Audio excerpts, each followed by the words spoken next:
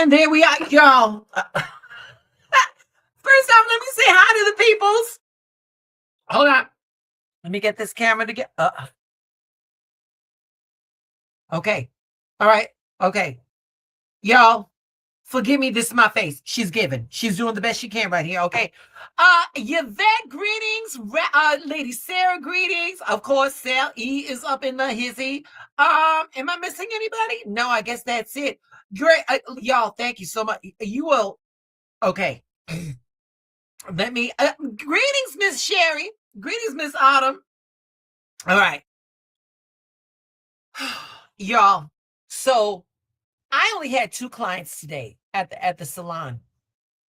And I thought, hold on. I'm trying to. I guess that's as good as it's gonna get right now. All right. So I tried to and I was like, oh, good. I wanted to go live and all that type of stuff. Babies. Y'all. My first client, she was amazing. She's a lovely young lady. Amazing.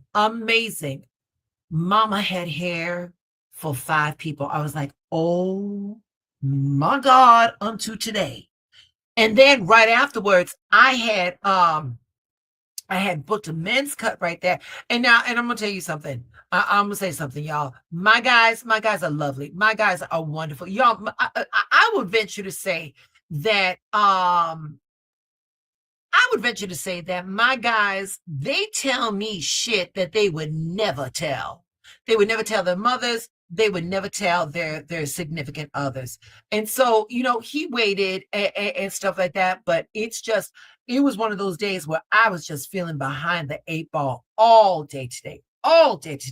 So here we are. First off, let me give it up to my Marties, Lady Sarah and Miss Yvette. I didn't call them because unless I'm doing readings, these women, they got things to do. They got things to do. So I don't mess with them until excuse me, until I know I need them.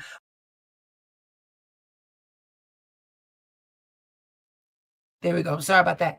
And I love these ladies. Right off the bat, where is it? Where's my link? Let me copy the link. Let me get it down. We got some things we need to talk. We got some things. We need to discuss. We got some things. Oh, the lady Miss Martha's up in here. Greetings. Before we get into it, does anybody want to come up and say anything? Okay. Hold on. Why is so I'm trying to y'all, I am trying to see the live on my phone. Oh God, thank you. Okay, Mr. Stevens. Hello. Now, Michael, are you coming on just so that you can leave early? No. It's just that every time I wanted to tell a story too. Every time I keep typing something, it seems like it just doesn't come through for some reason. I don't know why, but today I wanted to tell you a little bit about my day today. I had to tell my yoga teacher that there was a yoga classmate who smelled very badly, and it was getting in the way of me doing yoga on Friday because I was like I couldn't focus because of the smell, and she teaches at the yoga studio, and he laughed about it. So I think he knew. It's not funny, but Wait a minute, Michael, isn't the whole practice of yoga, isn't it about stretching beyond your limitations and all that shit? Not that way. Are you sure? Yeah, no. I mean, have you been around somebody that smelled badly? Oh my! Trust me, I'm a teacher. I was a teacher, and I had to have many. Let me say this. I went to the Dollar Tree. And I got I made like little hygiene bags. And the thing is that when there was a store, and you know what? I don't know why. Just is what it is. I would put my students aside, and I was like, listen, I'm not trying to embarrass you, and we do not ever have to discuss this once again. But darling, you are offensive. Now here is this bag. You go on and use it. And it is what it is. You know what I'm saying? But now I'll be honest with you. I'll be honest with you. I don't understand that shit as a grown adult. I don't Yeah, understand I know. that. I know. I know. That Yeah, yeah. Yeah, but yeah, yeah, so that's how my day was. He laughed about it and I was so worried about offending him, but he always said if you have any concerns or issues, let us know. And I I feel guilty for sharing my for expressing myself for some reason cuz I don't want to step on toes. And he just said, "Yeah, I'm thankful that you told me." So, I'm glad I got that off of my chest. It's so Well, thank you, Michael. Thank you, thank you. Beyond that, how was your day? it's actually good, good, good. I was listening to a bunch of podcasts and I wanted to tell you I was listening to a podcast on that 1996 movie A Thin Line Between Love and Hate. Some Okay. I think that we should talk about that for our future shows. Men who do that what Martin did in The Thin Line Between Love and Hate. Baby, this listen. As long as I got a community, there'll be plenty of things to talk about. So Oh, but you always good for bringing on a topic, baby. So I do okay. thank you. Now I'm gonna put you down, and we're gonna get All you. right. We're gonna get you out on this, okay? All right. All right, bye. But thank you, Michael. Thank you, thank you, thank you. And once again, hold on. I'm gonna put this down there. Anybody else wants to come on up? Come on up. Okay. All right. So I how do I want to say this? I try to stay away as much as I can. I try to stay away from the political shit as much as I can. The fact of the matter is, though, baby, the fact of the matter is that sometimes some things need to be said. All right. So here we go. Today. Today I woke up. Now I don't know what happened because again, I literally just walked in the door 5 minutes. I literally just walked in the door. Hold on. We got a comment. Let me see. My brain is fried. This job has me studying like I'm prepping for college. Baby,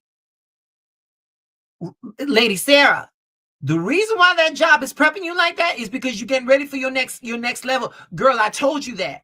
I told you that this is the stepping stone, baby. This is the stepping stone. We're gonna welcome that prep. We're gonna welcome that challenge. You hear me? All right. You know, the lady Sarah, she is always tending to everybody in there. So I just had to get her together. Okay. So with that being said, here we go. Here we go. Where are they? Where are they? There we go. Here we go. So four GOP Republicans joined the House Democrats so they could help send a bill, a bipartisan effort to extend the subsidies, the ALC, the affordable, the ACA, I should say, for 3 more years. And this could pass the House and go to the Senate. So once again, that's them. And let me say this right here. Before I go any further, let me say this to you right now. I don't believe that for a minute. Here, let me take that so I can look at y'all. I don't believe for 1 minute that those 4 Republicans did that out of the goodness of their hearts. Now, I'm going to tell you something. From what I understand, those 4 Republicans are in swing states. They are in swing states. And with that being said, they their position, their job was, at stake. So I just got off the phone on Sunday with my insurance broker, and I'm gonna tell you something. Yeah, that insurance is going to hit a little different, but the thing is that my money comes to me freely and easily from expected and unexpected sources. So, I'm going to be provided for. That I do know. But the thing is that what I wanted to talk about was that this isn't really about a healthcare bill. Like on a a metaphysical or spiritual level, this is a collective crossroads. So the way when I was thinking about it, this is how I was thinking about it. Healthcare represents how a society values the human body and the human life. Okay. Letting the Affordable Care Act subsidies expire while claiming to lower costs sends a clear message that care is conditional. Give me a second. Give me a second. My girl Autumn. Great minds, mama. Great minds. So it sent a signal that care is conditional. And that kind of signal pushes millions into a survival mode. That type of signal fuels scarcity thinking. It tightens the collective's it tightens the heart space of the collective of the country. At the same time, these two forces are colliding. On the one aspect, like the shadow energy, the shadow energy, systems choosing ideology, systems that are choosing control and optics over lived human reality.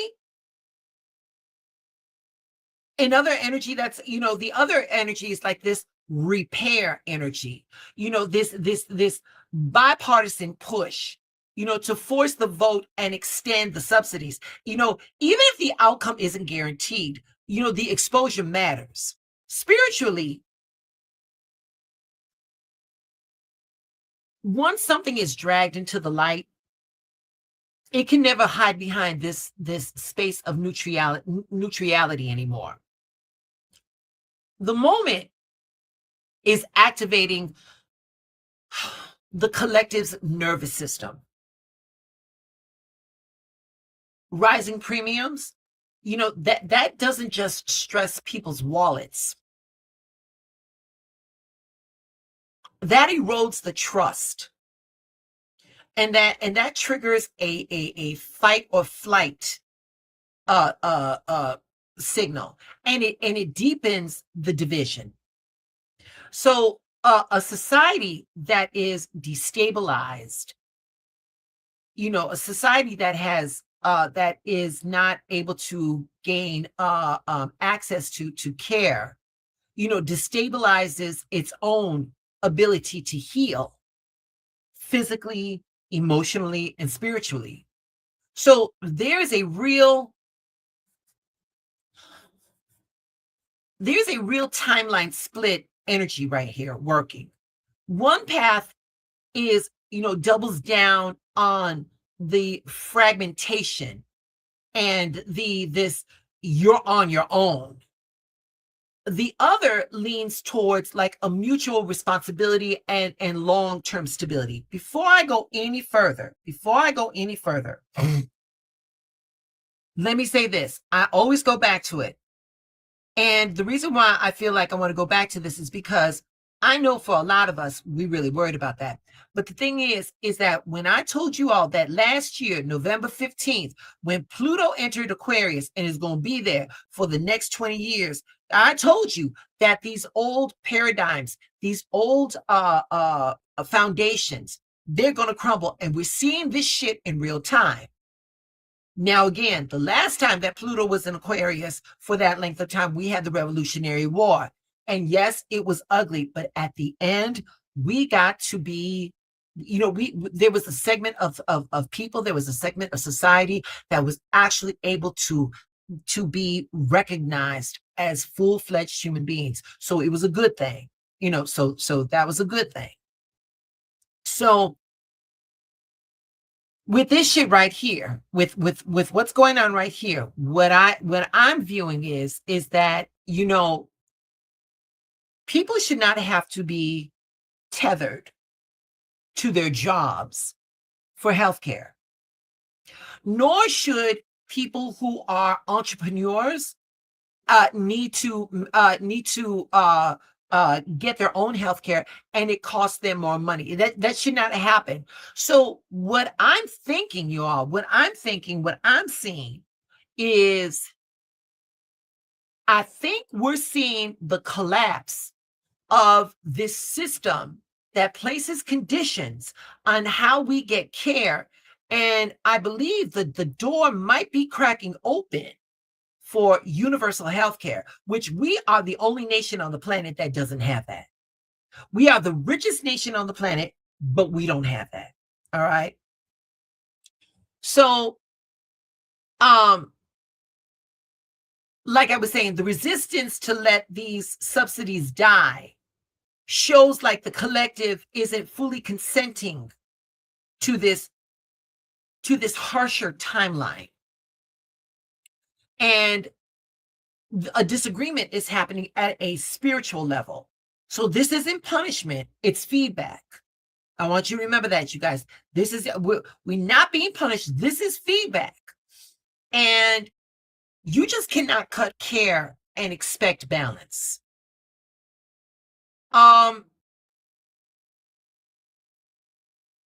When you destabilize people from care, that shit is always going to come back with interest.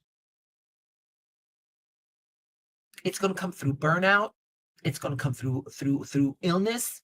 It's going to come through higher systemic costs. The bottom line is this moment is asking a very raw question. And that is, are we organizing society around fear or around care? And the fight being public means that the answer isn't locked in yet. And spiritually, when the answer isn't locked in, choices still exist. So the shit that's going on right now isn't just policy, it's a mirror. And it's showing us how far, we've come from the mark, as a society on how conditional we feel that people are deserving of care.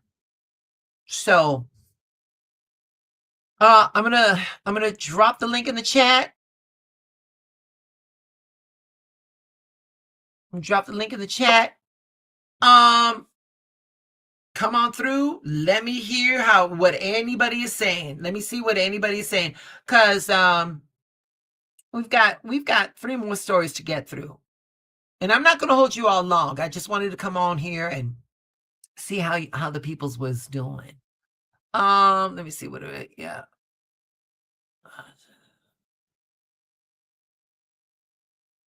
Yeah, I'm just looking at the chat right here. Y'all are very. I like the fact. I like how tight you all are, conversing among yourselves. Okay, so no one wants to come in, and that's fine. All right. Earlier today, I don't know if you all saw the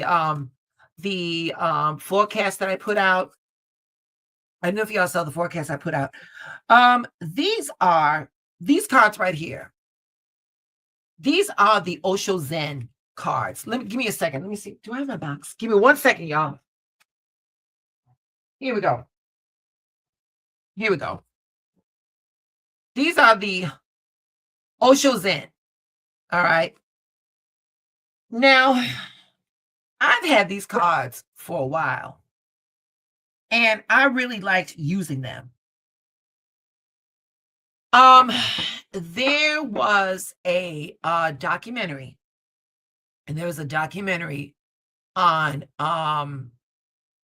Netflix. It was called Wild Country. And it was based on the man who made this deck. Give me a second. Let me see. His name was I'm gonna, oh God. So he was born. Hold on, let me get some media assets over here. Okay. That's him. That's him older. All right. He was born in India, and his name is Bhagwan Shri Rajneesh. But he renamed himself Osho. And baby, his movement was the most talked about and criticized spiritual movement in the 20th century. Hold on for a second. Oh, wait a minute. Okay. Y'all, there's a delay. So I went on to another story, but Sarah always brings up very good points. Everyone is deserving of care. I remember this news clip I saw where they dumped an elderly bedridden woman literally on the ground outside the hospital because she could no longer pay. Ain't that a bitch? Ain't that a no, no, no, no, baby. No, no, no, no. Sarah, no, no, no, baby. You ain't got you ain't got to apologize, baby. You ain't got to apologize. No, this answer, yeah, yeah, that is, you all know that I've recently been entangled with somebody that is in desperate need of healthcare. You know what I'm saying? So with that being said, you know, with that being said, you know, this and wait a minute, and I'm very healthy. Thankfully, I'm very, very healthy. Thing is, though, is that that could change. That could. Oh wait, let me get child. I'm over here simply talking, and I got Osho's old ass up on there. So that could easily change. I mean, nobody is impervious to an accident or any type of illness. Nobody is. So, with that being said, I get, but here's the thing. What I don't know is at what point as a society did we get to the point where I have a conversation with a doctor and the doctor says, well, Ronnie, I need you to take this medication, or we need to schedule you for a surgery, but yet I've got to consult a third party that has absolutely no type of medical training whatsoever and get the permission as to whether, yes, I can get that surgery or that medication. When did we as a society ever think that was a good idea? Mr. Steven wants to come on up. Let's see what he has to say. What you got, sir? So I have a question for you. So what do you think about, in the large scheme of things, what Luigi Mangione did? I mean, in a way, even though he's sexy as hell, but that has nothing to do with it. But what Does do you, it? Does it? No. You brought it up. Does it? It's just I can't answer that. I can't answer that. But what do you think about what he did? Because I understand in the what he did in the long run, because I think what he did to let the American people and the world know that the healthcare system in the USA sucks. If you think about Canada, everybody in Canada, they are entitled to free healthcare. And if you think about countries like Denmark or the Netherlands and stuff, they are entitled to healthcare. And it's just like, what is going on? And it kind of makes me wonder, in the midst of things, does race have to do with it? Is it a clever form of genocide? Because we know that a lot of people in America and the USA does not like colored people.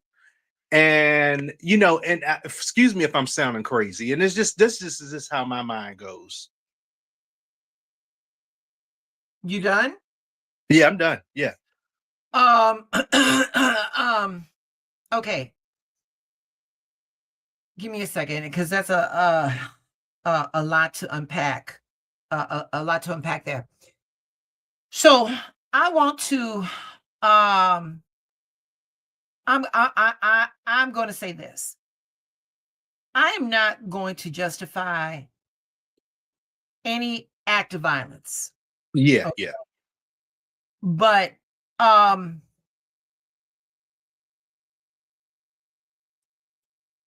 okay. I'm gonna bring it to you like this. Wait, and I'm gonna and wait a minute, and you're gonna help with the framing right here. Mm-hmm. So let's talk about it, Michael. Luigi Mangione, sexy as all hell. The man cannot take a bad picture. He cannot take a bad picture. He's Caucasian. I believe well, with Luigi Mangione, he's Italian, but still, Yeah. he's got the connection, the complexion for the connection. Yes. Yeah. Yeah. Okay, but here it is. Here it is. Luigi didn't delete any melanated individual. Luigi Yes. himself is not melanated. No. No. So, so here's the question. If Luigi was unattractive, if Luigi was black or brown, Oh, he be dead. so those need bigger questions. But the fact that he is sexy, the fact that he does have the complexion for the connection, it forced a nation to look at this system. And not only that, but Luigi is rich. So this Oh, was yeah. a class on class warfare. So, I mean,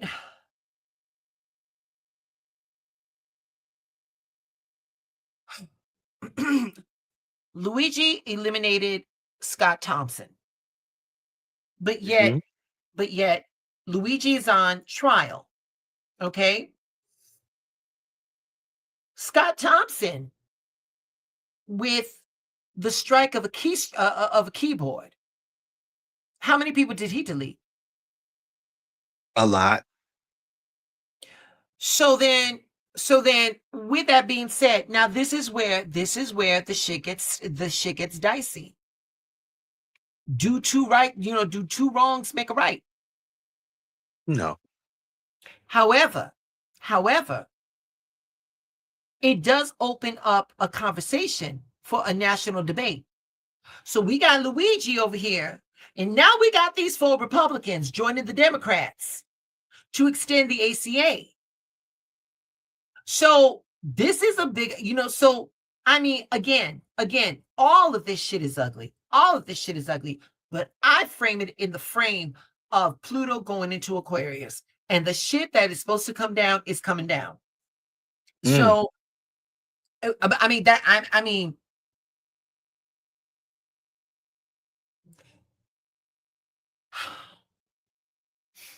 what Luigi did,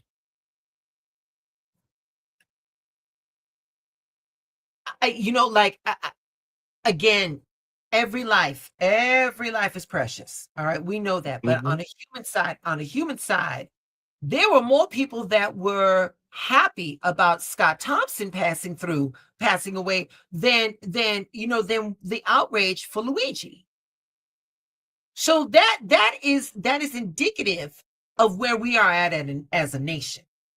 Mhm. So Luigi's actions, was it driven by rage instead of clarity? And the reason why I ask you that is because here it is. This man, Scott Thompson. Now, first off, the time of day, the time of day. Luigi did not just open fire on anybody. He didn't open No. fire on anybody. Scott Thompson generally walks around with security. All right, he walks around with security. But he didn't have no security at that point. Not only that, but where Scott was shot, where Scott was deleted at, was not like it wasn't like a familiar a familiar pass, Mhm. passage and Mhm. stuff like that. Mhm. So when I heard that, I'm like, okay, Luigi had help. He had help. And He you had know what? And I'll say this: I was listening to a podcast because obviously I was like the fangirl in early this year, but I found out that, and I was listening to the podcast, that Luigi had back problems. He had back problems, and he could not have sex. He Because his back problems made it impossible for him to have sex. And now that you asked that question, I think it was about rage. It was about rage. And I think also he had a family member who uh was who passed away or something because of bad healthcare deals or something like that. But you- so then you got to ask what Luigi did was his action driven to eliminate the system or to transform it? Because the thing is, because we're still talking about it. Mhm. We're still talking about it, you know? And again, like I said, if he was unattracted, if he was melanated by any means, would we even be speaking about this? You know, Mm-mm. and listen, you want to know something? There's a lot of people, Michael, that cannot have sex, but a lot of people are not they are not pinpointing their rage to one individual. You know what I'm saying? They're not doing, Yeah. and again, I am not condoning any violence, but Mhm. again, in Buddhism, they say that nothing is ever wasted. And so while we are waiting for the justice system to see where all of this is playing out, the subject has not gone away. And it goes back to what Sarah said. Everybody deserves health care. Everybody deserves Mhm. health care. I don't understand. So last Sunday, my brother was driving me home, and we had passed by the portion of Lakeshore Drive that up until 4 months ago, Christopher had his tent. And as we were going, I was looking at the place where Christopher's tent was at. And in my mind, it should have been vacant. Instead, there were 3 more tents there. How is it possible that in a world-class city, in the richest nation on the planet, we have normalized people sleeping in tents and people living in cars, children going hungry? I want someone to talk to me like I got smooth brain and make it make sense to me. Yeah. Make it make sense to me. Again, Christopher's tent was gone, 3 others popped up. That is not how that's supposed to be. No, That no, is not no. how that is supposed to be. So again, this is a whole different conversation. Okay. It just goes on and on and on. Okay. Yeah. So That's that all I wanted to say. That's all I all wanted to right, say. All right. Do you have a good night here? too, baby. All right, thank you All for right. thank you for contributing, Michael. Thank you. All right. Anybody in the chat? Anybody in the chat got anything they want to say? Should I go back to this old show? Let me know what you want. Should I go back to the old show? Should we move on to another story? And I know there's a delay.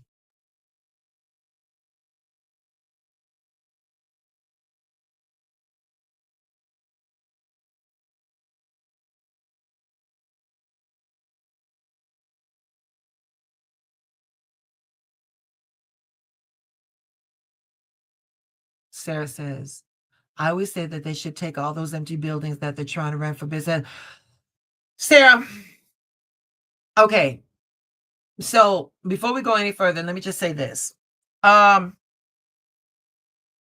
um, I have I had it's so funny you said that, Sarah, because when I got home last night, um, I spoke with one of my clients who's in commercial real estate, and I wanted to know what it costs to buy an abandoned school in Chicago.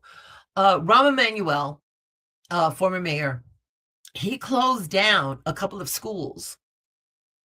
And when you think about a school, they've got kitchen facilities, they've got bathing facilities. If they've got a sports department, they clearly have got laundry facilities. And my mind was just going crazy because we can do things. We can do things. And I was on the phone with my client slash friend, and he told me, he's like, Ronnie, if I had $10 million, if I came up with $10 million, And I said, come on, let's do this. That still would not be enough. There is so much, there is so much bureaucracy. There is so much red tape that got that $10 million would be a drop in the bucket. And it was like, but you know what? We've got companies here in Chicago that have funds for charities. We could tap them, And I'm thinking to myself, oh, we could have a rooftop garden. We could do things that would help make this self-sustaining and stuff like that. It comes down to uh, politics. Somebody's always got to get paid. Prior to me getting involved with Christopher, a few years ago, I was waitressing at the Talbot Hotel. And in Chicago, the Red Line is like a outpatient clinic on rails. And I'm not trying to be funny. But the thing is that like I was the opening waitress. And now mind you, I'm serving food. So I would have to be on the train like about 4:45. I would get to my destination like about 5:20. I would get there about 5:20 in the morning. And after we get from Belmont, I only had 4 stops. So right before I get to State and Lake, there's the North Avenue in Clybourne. Well, when I trade my trains on Belmont, I was on the Brown Line. There was no one on the Brown Line. But when I got to the Red Line, again, it was like an outpatient clinic. All of these homeless people, they were spread out, perpendicular on all of the seats, and they were sleeping. They were sleeping. So what happened was that as I was about to get to my next stop, a gentleman woke up, dropped his pants, and I kid you not, please excuse me, y'all, took a shit right there on the train. I was a mixture. I was both disgusted, I was both outraged and so brokenhearted that once again, in a world-class city, on one of the richest nations on the planet, that we cannot afford people the simplest of dignities, and that is just to go to the bathroom. So, I looked up, I looked up these people that are here in Chicago for the homeless. I looked up these people, who were taking care of like, these shelters and all of these things, and the money at the top level that these people are making, and the answers and the results are zero. They're zero. We got Autumn up in here. What's up? What's up, lady? Autumn, your mic is off, baby. Your mic is off, love. I'm There you go. sorry. I That's always do that. I'm sorry. You're good, baby. You're Um, good. I wanted to jump back into when you were talking about the healthcare. I was on and off. I apologize. So some of it I kind of missed because I was had to talk to my son who's um who's in another city. But I want to say this about the healthcare. I'm speaking about myself and my family. I actually pay for my health care, me and my mom. And it's sad that once you become a senior, my mom is a senior. I'm going into the senior age. And I consider myself a senior because I'm over 55. But Not looking like um that. Not looking yeah, like that. so I'm it's so sad and it's a shame. And we were talking about she asked me how much did I pay, and she was telling me, how much she paid, and she was like, it went up. I said, you know why your insurance went up? Because you've been in the hospital 3 times this year. Like she has respiratory issues.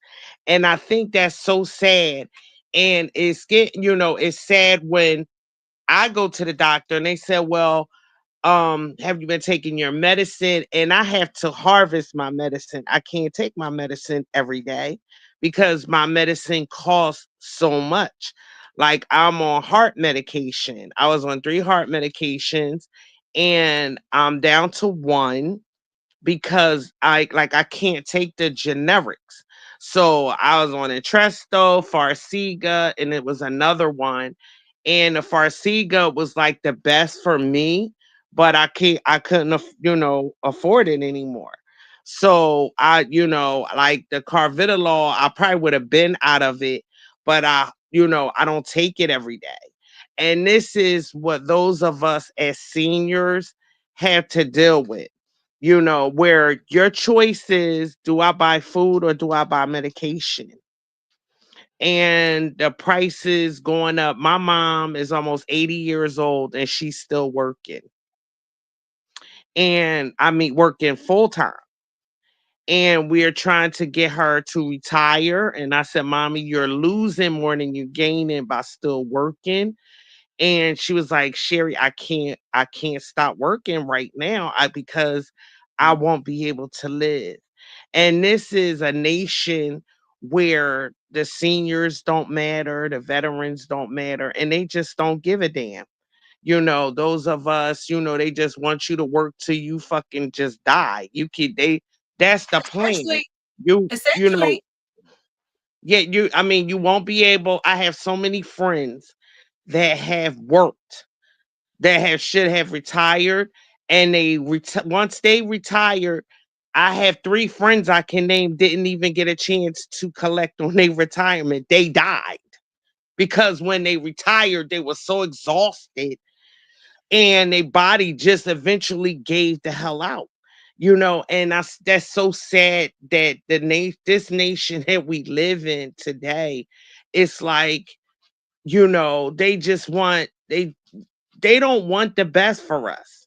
They don't want the best for us. And back to when you first started and you showed those Republicans, they never have our good interests ever. It's an ulterior motive, like Rabbit said. I was trying to get it together. I was glad she clarified it for me. I was like I'm telling doing you right now, Ray's. Lady Sarah, the lady said she's a wordsmith. Oh, Yeah, she's a wordsmith, honey. That and wait a minute. And like when I'm doing these readings and I got to get that information out, my delivery is not always the softest, but I know yeah, that Lady Sarah is doing the emotional triage. Oh no, no, no, baby. I'm glad I gave that little lady a wrench, honey. yeah. She's raising terror in these YouTube streets with that wrench. I like it. I Yeah, like it. yes. I'll listen. I appreciate her for that because I was like, I really wanted to say that. Like, they don't like what she made. What she said was like, neither one of them really have our best interest. But as far as them Republicans go, I know they don't wish us no well, no kind of way. And this healthcare system is trash. And it's like, what happens to the ones who can't afford to pay? What about what happens to those? And it's just sad. In the comments she made about the lady being thrown on the street, I have witnessed where they won't even take children. Mm. And this was many years ago, so this is really not new. It's just exaggerated right now. I took my son to the hospital when he was younger, and I had top notch insurance because I had a very good job. And a little boy, I never forget, he had Down syndrome. He had got hit by a car. They was about this. He might have been a little younger than Sean. And when they called, they were there before me. The lady had her baby in her arms. Sean had just had a seizure, but we just wanted to get him checked. And they called Sean before they called him because he didn't have insurance. And I had Blue Cross and Blue Shield, which was like top notch back then, like full coverage. And my mother, I never forget that day. My mother said, "Baby, give me the baby." And the lady, I don't even think they spoke English, and put her son in my mother's arms.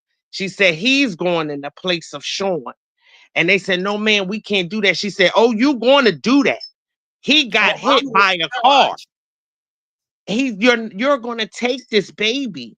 And it's so sad that we live in a place. It's so sad, and it makes me sad. It makes me sad. I'm suffering along with everybody else. I thank God because I got a roof. It's people out here ain't got a roof. I do got insurance, and when I get sick, I try to heal myself because I already know what the backlash going to be. I gotta pay $200 to go to the damn emergency room. I said, "Oh hell no! We gonna work it out here." And these are sacrifices we have to make, and it's sad. It's But sad. Autumn. So here's the thing, though, baby, and here's like, I listen. I'm glad we came back to this because, like the other stories, I mean, they're interesting and they got a spiritual tinge to it. But the thing is that when it comes to this healthcare, number one, people shouldn't be tethered. People shouldn't be. Give me a second, Kiki. Where in the hell have you been? Greetings, my love. Wait a minute. And Kiki, we talking about healthcare and all of that. If you got anything you got to say, click that link, baby. I'm sorry, Sherry. So let me say. So the crux of what I was saying is that people shouldn't have to be tethered to their jobs for healthcare. It's not. This isn't just like a policy option, like on a spiritual, metaphysical level. It's a statement about human worth. Yes. Yes, indeed. Yes, indeed. Yes, indeed. You mean I don't have the finances, so my life is less?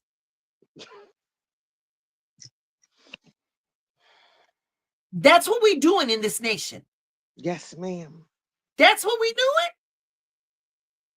And it's so disheartening. So your right to survive is contingent on your usefulness to the system.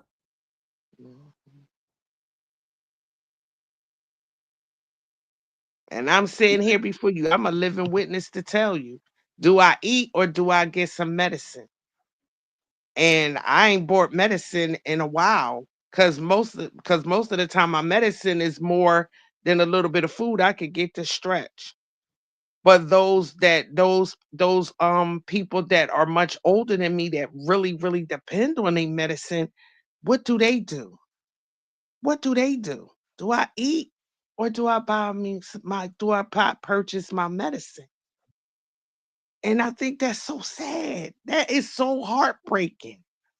So Kiki is in the chat, and she goes and she says, I missed you. I don't know why I always miss the broadcast. I'm on Medicare. I wish we all could be. And here's the more, and I you know what? Here's the fucked up part. We can be. We can be. We got money for fucking everything else in this Yes. country. Yes, ma'am. We got money for fucking everything. Wait a minute. We got money to bail out other countries. Mhm. Got money to build prisons on top of prisons. Oh, but see, again, your usefulness, your right to survive is contingent on how useful you are to the system. Mhm. I keep saying it. I keep saying it. And I know at one point you're like, oh bitch, if I hear that shit one more time, I'm gonna lose my mind. You all, again, Pluto, the planet of destruction and rebirth, is in the sign of innovation and the and humanity.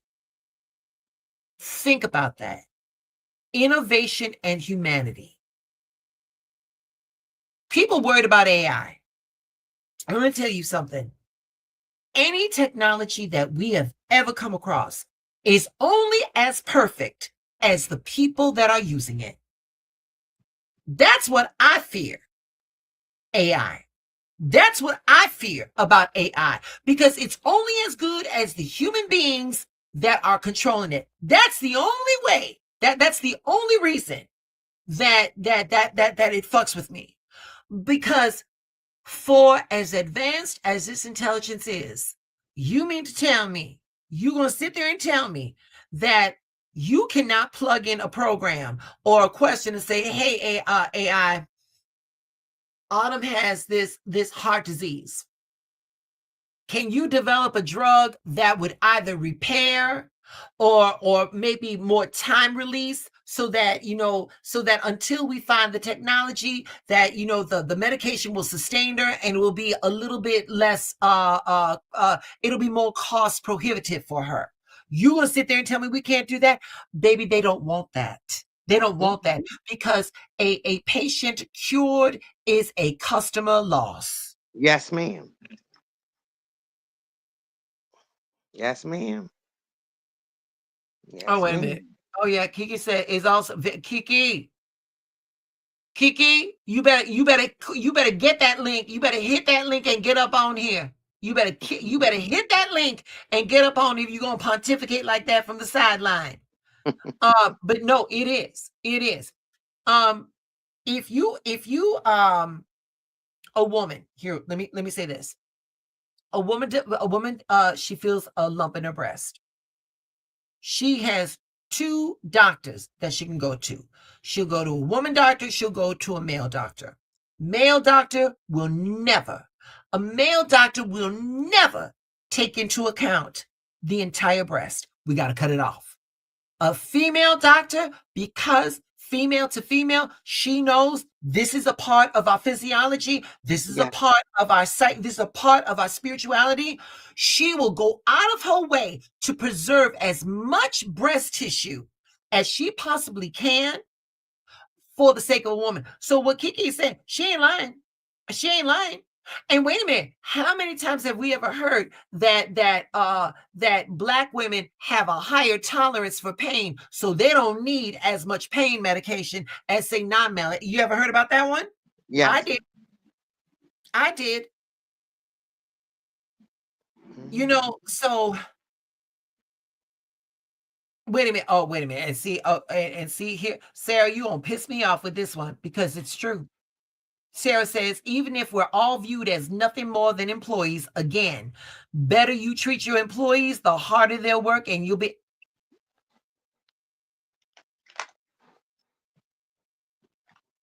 You all, I don't know if it will happen in our lifetime, but I do know this. I do know this.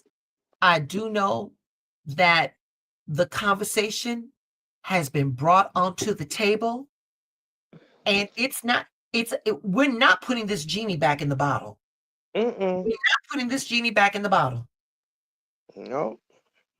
You know, so all we can do is this. We need to have a better conversation. We need to remember that these politicians, we don't work for them. And I think that's something that got lost. We don't work for them. They work for us. And not only that, though, listen, it's not enough to vote for like the president. You've got to vote locally, because that's where that's at. Somebody is not in your interest. Listen, I voted for a progressive, Rosanna Rodriguez, and because the other one was something else. And in the beginning, I thought she was going to be okay.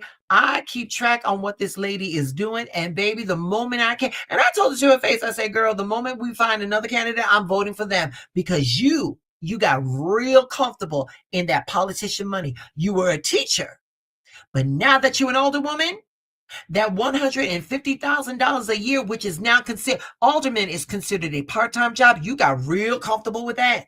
You got real comfortable with that. Mm-hmm. Mines hate to see me coming, because I go to all the meetings at the church, all the little neighborhood politicians. When I see them, they just close their eyes. They had one at the church, and the pastor walked up to me, said, "Hey, how you doing?" I said, "I'm good. How you doing?" And he stopped. He stopped me. He said, "Are we gonna behave today?" I said, "What that mean?" I said, "You know everybody in here full of shit. You already know that. And when I get the mic, I'm gonna tell them." He was like, come on, sister Allen. I said, you know, I don't play with these people. I said, they come up here and talk real good. Now I'm telling them what's going on in this neighborhood. They stealing cars, breaking in people's houses, da da da da da da. And they, oh, we gonna take care of it, and they don't do shit. But now wait a minute. Now see, now I'm gonna say something to you, Miss Autumn. Now see, you said something and it pissed me the fuck off. This preacher coming out, are you gonna behave today? Oh, that means are you gonna submit? See, that's why I don't fuck with nobody's churches. I don't fuck with these churches. I am Yeah. wait a minute. And let me say this. Let me say this, y'all. I am not anti-God. I'm not. I'm not. I am anti anything that's going to take away my agency and say that turn the other cheek for what? So you could slap that too? No, no, no, no. I'm anti anything that is going to strip me of my autonomy. I'm anti anything that's going to strip me of my divine presence. Yeah, fuck these. I'm sorry, baby. I'm not trying to. I'm not. Yeah. No. I'm not trying to start no beef with you. But when a grown man gonna come to a grown man, are you gonna behave today? No, you behave. No, you behave. Because I'm not interested in being behaved. I'm interested in concrete changes. Yes, indeed. And the funny part was they was passing the mic around. So they would pass, he wouldn't give me the mic. So then they said, okay, you can write your question down. So I handed my question. He didn't read the question and he wouldn't give me the mic. I was, I respect the church. I do. I wouldn't. I just was, I wanted to say what was on my mind and on my heart and how I felt that they was full of shit. And I guess he read it and was like, oh, because it was the mayor, that it was the lady that was running for mayor. She won or whatever, and some other politicians that was up there. And I just wanted to know, like certain changes that I would have liked to see be made, but he would not let me, he would not, because he know I go off. I know the fake and the phony. Ain't nothing changed here in Philadelphia, but the taxes went up. If you go down Broad Street, it's 35 miles an hour. If you go over 30, if you go 36, it's $100 ticket. Little bullshit to get more money here in the city. People getting their houses stolen from the people coming from other countries by gentrifying our neighborhood. They keep coming to my raggedy little spot. You want to sell? You want to sell? I said, hell, I said, how much you gonna give me for this shit? If it's enough, I'll sell it to you. I said, where the hell I'm gonna move at for 40,000, $60,000? Where the hell I'm gonna move at? Down there in the park with the people? Hell no, you can't have my house. Bye. So this is the shit we dealing with. Hoping, trying to help the old people from getting their houses taken from them. This is another fucking scam they got going on here in certain cities where they trying to gentrify these places with these billionaires coming in trying to build up, these black neighborhoods, and they trying to take these old people property, and that's all they got. These old people, it's so sad. We catching hell. We catch, if it ain't healthcare, they trying to steal our house from us. They trying to take everything. They don't want us people of color to have nothing. Well, Nothing. and the thing is, darling, is that it's not even so much people of color, because now they're coming for their own too. They're coming for their own too. So that's you good. You good? Mhm. All right. All right. Keep Yeah, that I'm blood good. pressure down. We will keep that down. Yeah, Um, it's just, I know, baby. I know. I it's know. just sad. It's sad. We can't catch a break, man. We can't catch a break. We can't catch a break. Now they want to kill us, because we can't afford the health care. We're gonna take you, we're gonna take everything from you till you submit. And the thing is, though, darling, is that, like I said, I brought this up, and I meant to provoke. I meant for people to think about this. But the thing is though, Autumn, is that the fact is that the conversation is being had, and I want you, the feelings that you have right now, I want you to multiply that by millions. And that is what is feeling as a collective throughout the nation right now. That type of frequency, that energy is not ignored. That is not ignored. And again, we forget that they work for us, and they feeling it now. They feeling it now. And trust me, just as passionate as you get at these town halls, oh yeah, baby, they catching particular hell. Baby, come here. Everybody, listen. I want to go through these. I'm going to go through these real fast before we Okay. sign off. But listen. Here, everyone just take a deep breath. Close your eyes. Take a deep breath. Close your eyes. Under the eye of divine wisdom, we're going to affirm, I am worthy of care, of love, and healing, independent of my work or what I produce. Life supports me. My health and well-being are sacred, and I claim them now.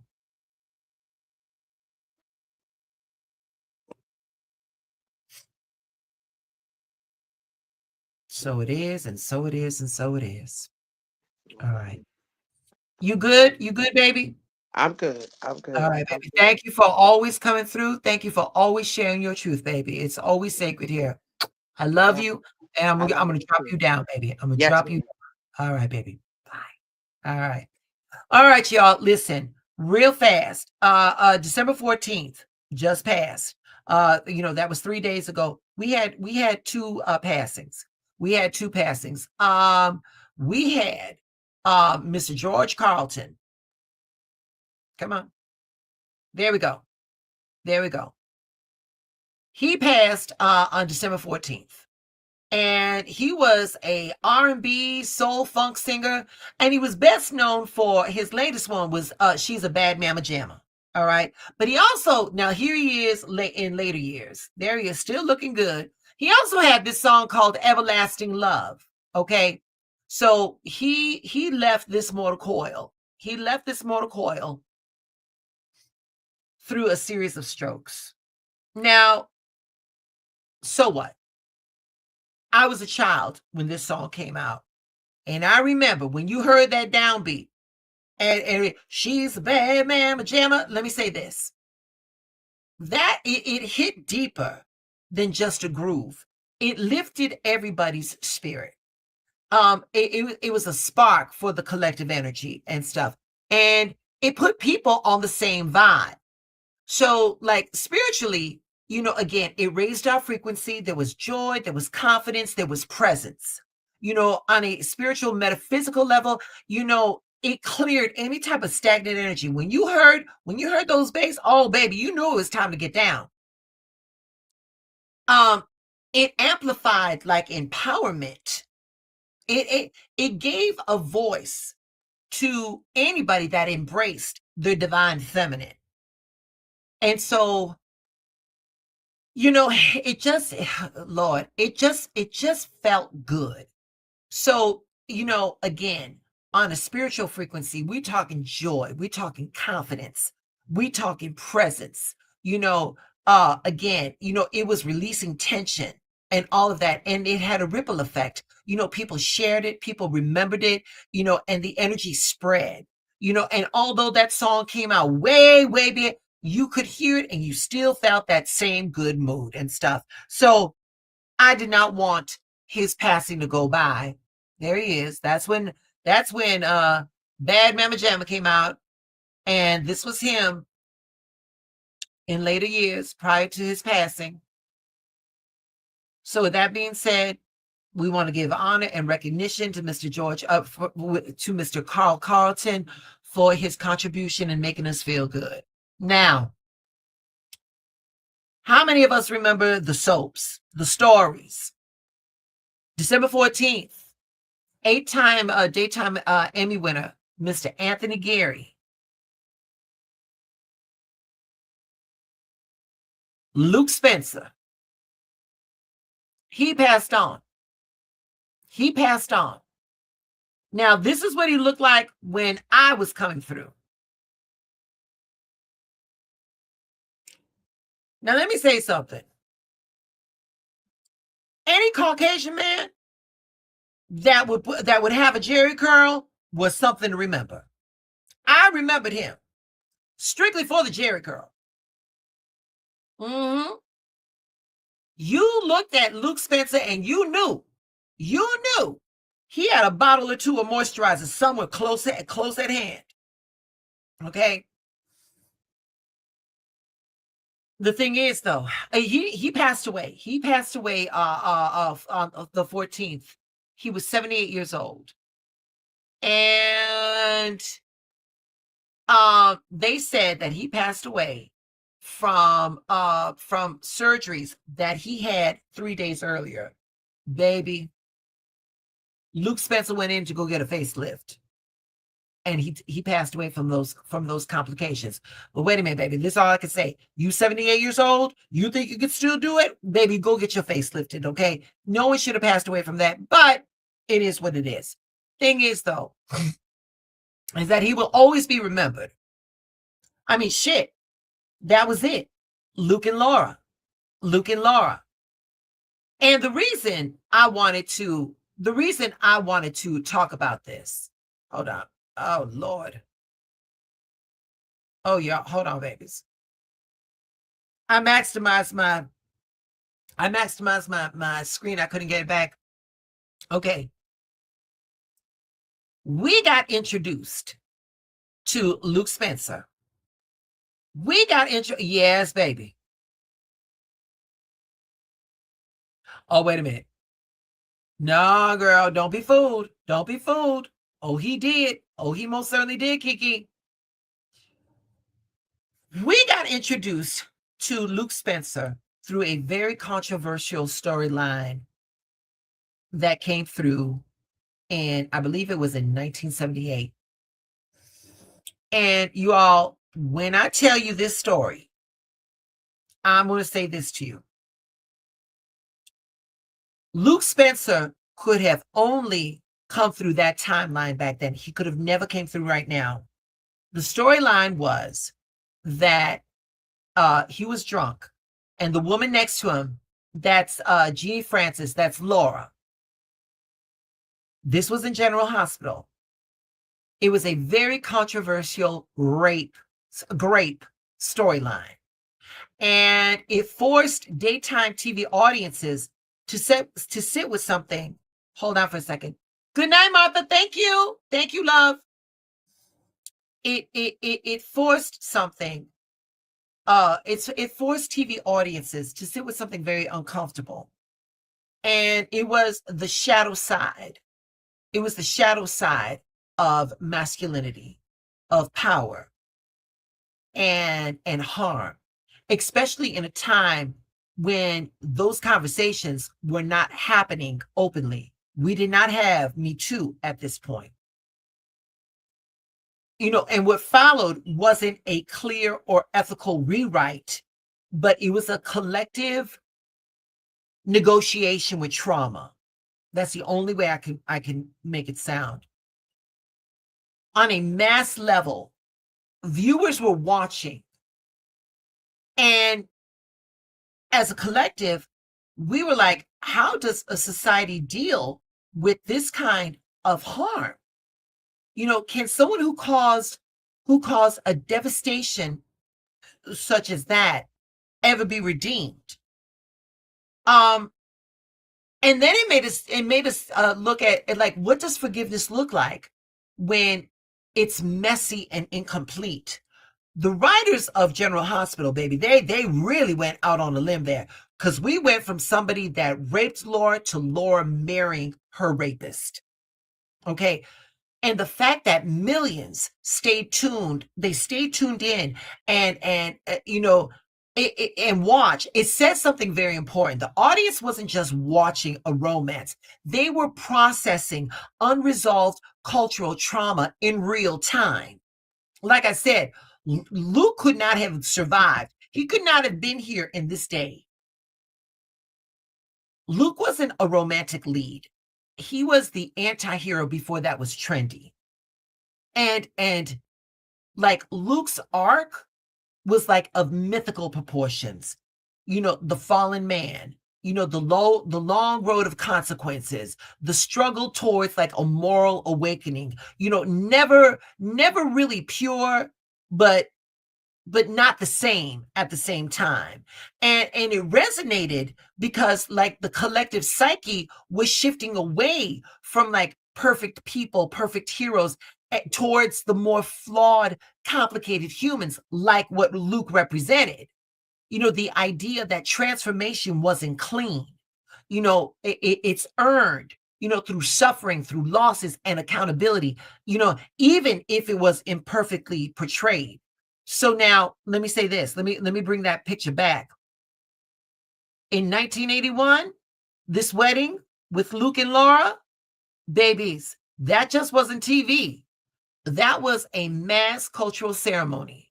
30 million people tuned in to watch this wedding. As a collective, everybody shared like an emotional release. It was symbolic of a resolution of years of chaos. That wedding was only surpassed in the same year from the wedding of Diana and Charles. That as a nation, we was invested. That wedding was a ritual, a public ritual of redemption, of forgiveness, and of hope. It was like a spell that came through television, and it was the fairy tale that, love survives danger, the world doesn't end, healing is possible, and that's why that storyline landed so globally. It wasn't about the characters anymore, it was about the reassurance during a very turbulent time. So yeah, that, I just wanted to I wanted to bring focus to that, and like I said, with Luke and Laura right here. Hold on, let me bring it back. This wasn't a soulmate story. This was like a karmic bond, karmic relationships. It was intense, it was addictive, it was transformative. It pulled unresolved patterns to the surface. you know, it rarely offered permanent peace, but there was always, it always offered growth. There was always constant reunions and separations, and they always reflected some type of spiritual lesson, you know. And the thing is that with this right here, it just reminded us that some bonds exist to change us, not to comfort us.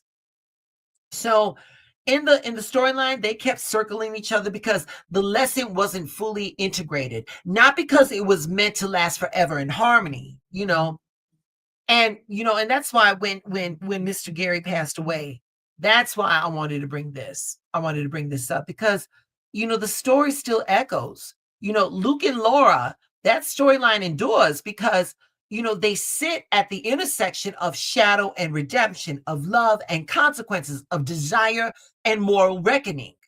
So they weren't aspirational.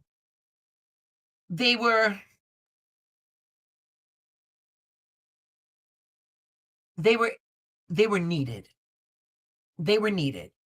For viewers, the story, unconsciously asked us, can love survive truth? Can people evolve without erasing their past? Is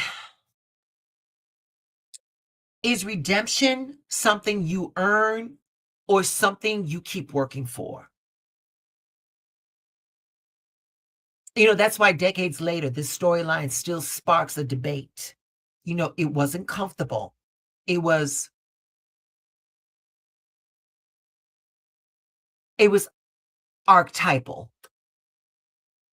Yeah. Yeah. Bottom line, Bottom line, Luke and Laura weren't just soap opera icons.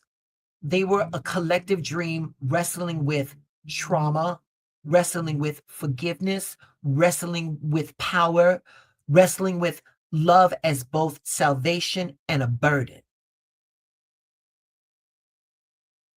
So, on a spiritual level,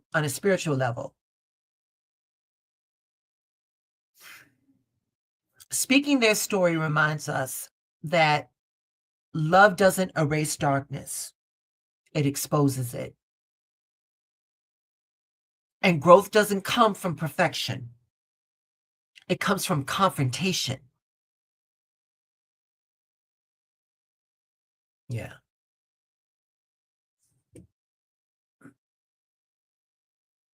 Kiki says another storyline. He killed his grandson drunk driving. So yeah, baby. The riders at General Hospital, baby. They, honey.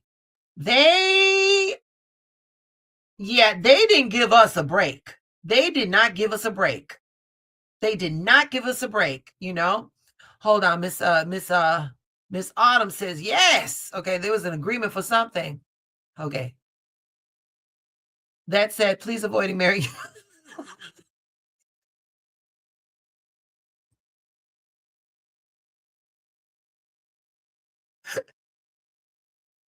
Sarah, we gonna have a discussion after the show, okay?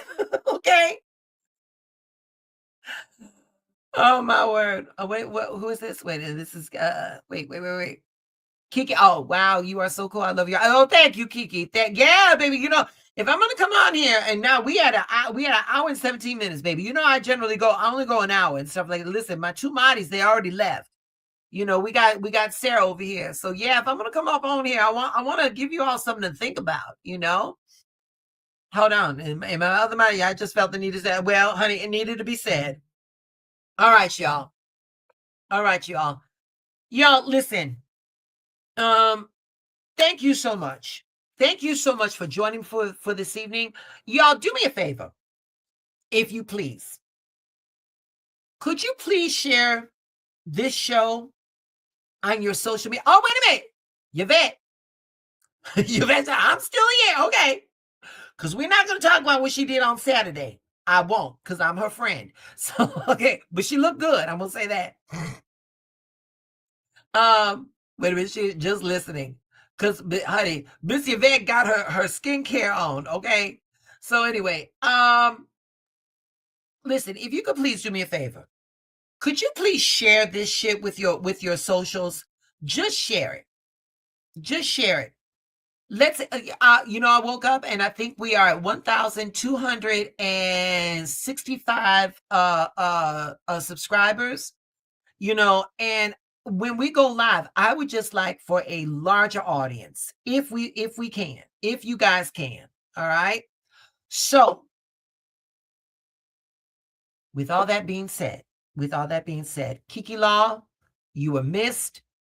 Yvette, thank you while you're doing your chores with your skincare on. Lady Sarah, thank you for for your commentary. Mr. Stevens, I don't know if he's sleeping. He hates when I say that he fell asleep or something. Mr. Stevens, thank you for always coming here and sharing your truth. And of course, wait a minute. We got listen. Sal, he is always here before school even starts. Lady Autumn, thank you for coming up and sharing everything that you do with us. Thank you. Y'all, I still got, what do I got? I got the water. Oh, shit. I still got the water signs and I still got the earth signs that I got to post. It has been that day. And tomorrow's going to be even a busier day. So I may not be able to record anything, but I will definitely get some cards out and put them on the Instagram, the Facebook, and the TikTok. Y'all, please like it, share it. Let's try to see if we can build this, if we can keep this building, y'all. Okay. And with all that being said, babies, thank you so much. Thank you so much for sharing your time with me. Without you, I am nothing. Without you, this channel ain't nothing. Please remember your assignment. Your assignment is your alignment. Remember, babies, when shit gets too hard, when shit gets too heavy, close your eyes. focus on what it is that you want. And what do I want you to say? Show me how good it can be. Put your order into the universe. Show me how good it can be. All right. And with all that being said, y'all, good night. Have a wonderful evening. And I'll be back soon. Listen, y'all, I'll be going back to doing readings. I promise. Okay. Good night, babies. Good night. Thank you.